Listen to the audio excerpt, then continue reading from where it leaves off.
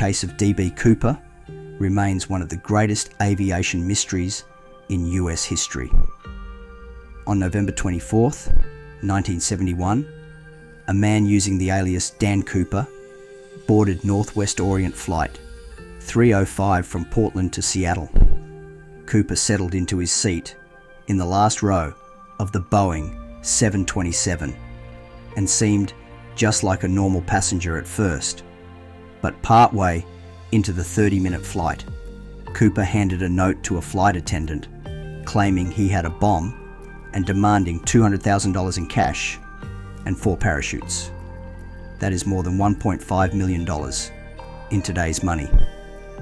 Back in those days, the authorities allowed airlines to pay ransoms. There were hundreds of hijackings in the US alone. After the ransom was delivered in Seattle, Cooper released the passengers but kept the crew on board. Cooper then implemented his getaway plan. The pilot was told to fly a southerly course toward Mexico City at the minimum airspeed possible without stalling the aircraft. This meant flying at approximately 100 knots or 115 miles per hour at a maximum. Cooper also specified the landing gear must remain down and the wing flaps set at 15 degrees.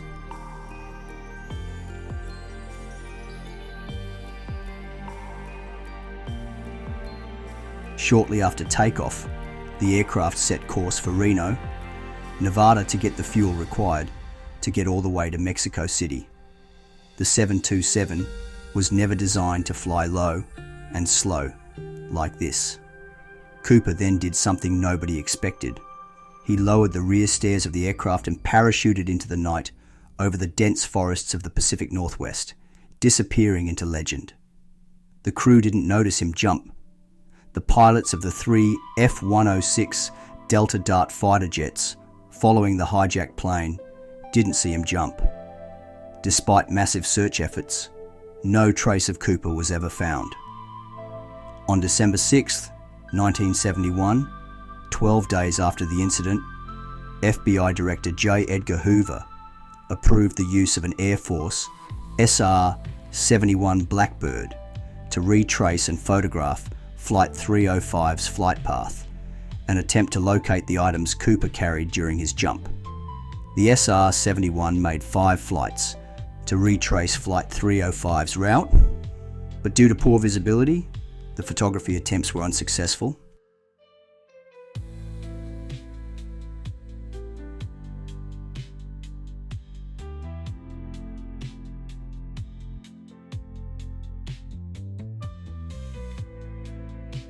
In 1980, a young boy playing in a river found $5,800 in bills with serial numbers matching those given to Cooper. They were in a river and had been decayed over time. It led the experts at the FBI to conclude that Cooper may have dropped some or all of the loot on the way down to Earth. The FBI investigated hundreds of suspects over the years, but never identified the hijacker. The elite crime-fighting agency was baffled. Theories range from Cooper dying in the wilderness after messing up his parachute jump to successfully escaping and living under a new identity with his ill-gotten gains. There were many other crackpot theories in between. The DB Cooper case was a tough nut to crack, and eventually the FBI finally gave up in 2016, closing the case to focus on other issues. The search for Cooper was then left to a group of freaks and weirdos on the internet with predictable results. Perhaps solving the case was actually quite easy.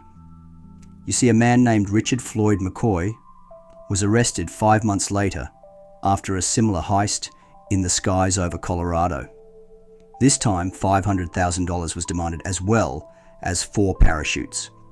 McCoy also jumped from 14,000 feet with his loot.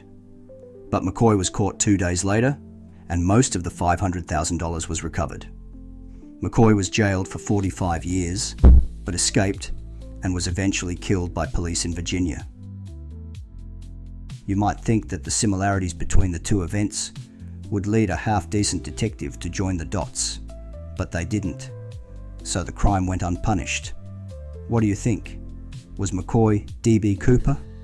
Let us know in the comments below.